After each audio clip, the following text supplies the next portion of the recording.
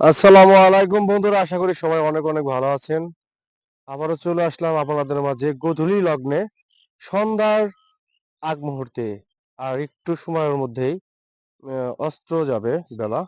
দেখা যাচ্ছে ওই গাছটার মাথায় যেন একটু লাল রক্তিম কালার, এই সূর্যাস্তর একটি দৃশ্য। তো আমি আছি এখন সরিষার মাঠে। যেদিকে তাকাবেন সেদিকে শুধু সরিষা আর সরিষা।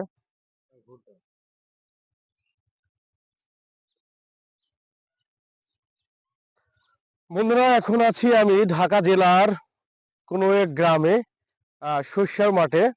অসাধারণ সুন্দর একটি দৃশ্য, সবুজ প্রকৃতি আর হলুদ প্রকৃতির মাঝে, সরিষার সৌন্দর্যের মাঝে হাঁটা চলাফেরা করছি। তো বন্ধুরা, আপনারা যে যেখান থেকে দেখবেন, আশা করি সবাই একটু পাশে থাকবেন, এতটুকুই। আর পাশে না থাকলে আমরা কেউ কখনো এগিয়ে যেতে পারবো না। আর এগিয়ে যেতে হলে অবশ্যই সবার ভালোবাসাটাই আগে প্রয়োজন। ধন্যবাদ সবাইকে। সবাই অনেক অনেক বেশি ভালো থাকবেন। রূপকথা ব্লগের পেজের পক্ষ থেকে আপনাদের জন্য অনেক অনেক শুভকামনা রইল।